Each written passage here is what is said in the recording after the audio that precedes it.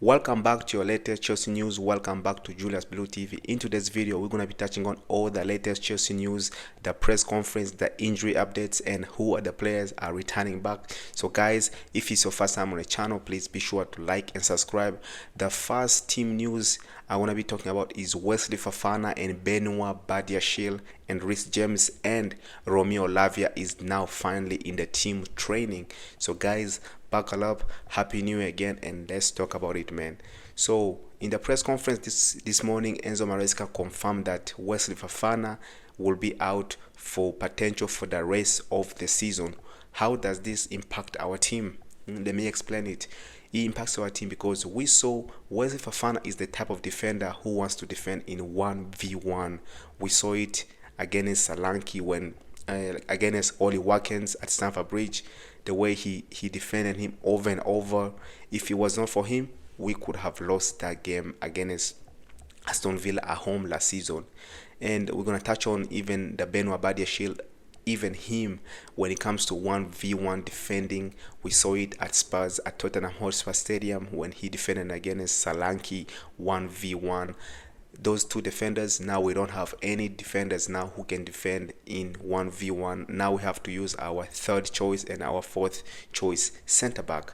It's not good enough. Tosin cannot defend in 1v1. We saw him how the lab teared him down at the last game we had. We saw it was not good enough, man. We needed Wesley Fofana and Benoit Badiashile.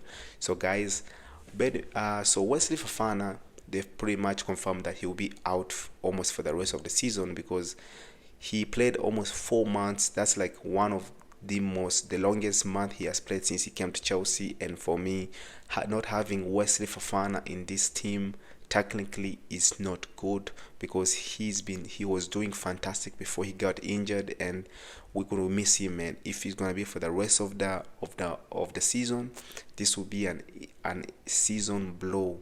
You're going to blow up our season, and I hope Wesley Fofana gets better as soon as possible. And Badiashile will be out until February. Can we get Badiashile next month? How is he going to come back? Is he going to be sharp to come straight into the team? Now we're going to have to look on the bench to bring Josh Ashimpong, maybe to bring him into the team, and Ansu Mino, who just came from Argentina.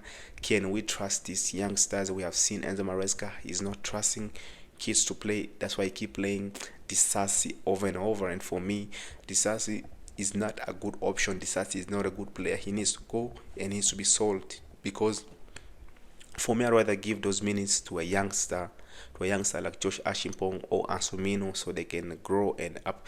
At least if you're making a youngster making mistakes, it's better than someone like Disasi who's 27, 28 years old, who keep making mistakes, and his football IQ for me is not good enough, man. And he said like I think I would say the good news is like Reece James is back, and now we saw him on the bench for the last game.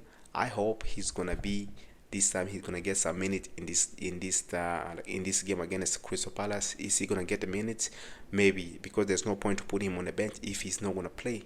Just play him. Maybe let's see. Maybe give him some 20-15 minutes and let's see what he can do at the end of the game. For me, Reece James is back, and he said Romeo Lavia is already back in team training. Now he's training. Finally, he's training full training with the first team, and let's see if he can get the minute the next game. But Romeo Lavia is a good player. Chelsea versus Crystal Palace. What I want to expect from this game? Crystal Palace, we remember them the end of last season. They were doing fantastic. They were like really doing really good until Alice got sold, got sold, and then their form this season, it was been like upside and down, but deciding to pick up some points. A draw against Man City and a draw against Bournemouth, who are flying. And we remember they only just lost to Arsenal, and they lost, I think, to Brighton and to their rivals. But what thing I want to say is that Crystal Palace, we've been our recent form, we have not lost in 13 games against Crystal Palace. We have almost won 12 games, and the last game is only game we drew at home. but we cannot take this lightly because our recent form is not been so kind to us, man. We've been so bad, our recent form. So Crystal Palace to me will be a big threat, and we need to take them seriously because we have lost 2 games in a row and draw to Everton away. So Crystal Palace will be a very, very, very big opponent, a very, very tough games for us to to go through this season. So let's take them seriously, and I'm gonna be making my predictive lineup. And guys, let me know in the comment down below, what are your thoughts? Do you agree with my predict lineup? And let me know, who do you think should come in and who should go out of my lineup, and tell me if I missed anything else about the news today, the team news today. But for me, I will start in goal with Jorgensen. Oh, if maybe I'll go with Maresca's lineup. For me, as if it's my choice, I'll start with Jorgensen. But for me, I think Maresca is gonna go back to Robert Sanchez because for me, this guy is not good enough. We saw how Crystal Palace play. They're gonna be playing back 5 from their back, so they're gonna be they're gonna make everything very, very hard for us to break. So they're gonna try to hit us on the counter attack. And now you guys know we don't have West Fafana who can go 1v1 with Mateta and try to stop him, but we will see what we can do. Maybe Tosin can try to do something. He's not the fastest, he's very, very slow. But I'll go with Maresca's lineup. I'll go with Robert Sanchez in goal, and then at the right back I'll go with Malo Gusto. I think Gusto is gonna do fantastic. For the recent couple games he's not been good, but we cannot just throw Rhys James into the game right away, and I cannot have Disasi at the right back, at the white center back. He's not good enough to be a right back, man. He just need to move on from the club, go and don't come back. So I'll go with Gusto on the right back, and I'll go with Tosin and Colwell. I guess that's the only center backs we have right now who can do Tosin. For me, I am not impressed. He needs to show me more because 1v1 defending, he's not good enough. He's not fast, he's very, very slow. But when it comes to blocks, all that, he can do fantastic. And Colwell, you guys already know him. He's gonna play. I don't need to talk too much about this guy. For me, passing from the back, he is one of the best in the league. No one can do better than him. He's been one of the best center back this season in the league. I think for me, he's behind Van Dijk this season. Colwell gonna be in the back, and then I'll have the midfielder of Enzo Fernandez and Moses Casero. For me, the player of the season so far. No doubt about it. No one can say anything about these two in the midfield. And I think we will have Cole Palmer in the 10.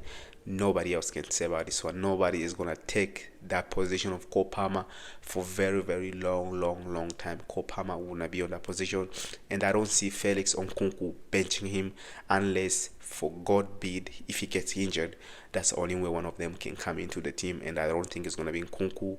As you guys saw the recent news that Christopher Nkunku may end up leaving, but the club said they take him as a very important player and a very important player to the project. So unless he wants to leave, he can go to the board and tell them that he wants to leave. But Christopher Nkunku is still going to be here if he doesn't go to the board and tell them. So the club is not going to sell him unless he wants to. So, and then I have Pedro Neto on the left. For me, I think this one we're going to have to hit them on the counter attack. We have to have the fastest wingers. I think for me, Sancho can hold the bench in this one. Maybe he can come at the end if you're winning the game to slow the game down, because you guys know when it comes to keeping the ball, Sancho is the one of the best player in the league. He can do that. So guys, let me know, man. Let me know if you guys have any thought about my lineup.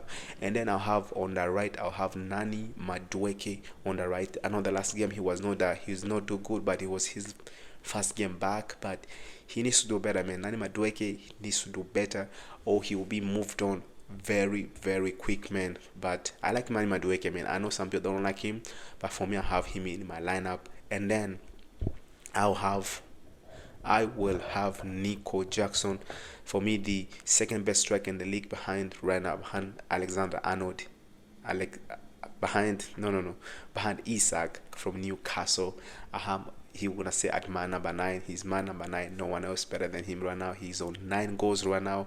Nico Jackson, for me, he's been doing fantastic, and I know people just been hating on him, but Nicola Jackson has been doing fantastic, and nothing else more I can say about this one, man. So guys, let me know in the comment down below, what are your thoughts on the team today? We have some major bad news. Wesley is gonna be gone soon, and we're not gonna have Badia Shield as well. But the injuries, I hope Reece James is gonna play in this game, and I hope at least Romeo Lavia is gonna be on the bench for this game. And I hope, one thing I was gonna say, like, Maresca needs to give this youth a chance. Give Asulmino a chance to show you what he can do. Give Josh Ashimpong a chance to show what he can do. We've been seeing at Arsenal, they've been giving Awanieri and the other kid who's playing as a left back a chance to show what they can do in the team. So Maresca, do it, give the kid a chance, and they can show you what they can do in the team. So guys, don't forget to like, subscribe, and share the video. And I'll see you guys in the next one, and take care yourself.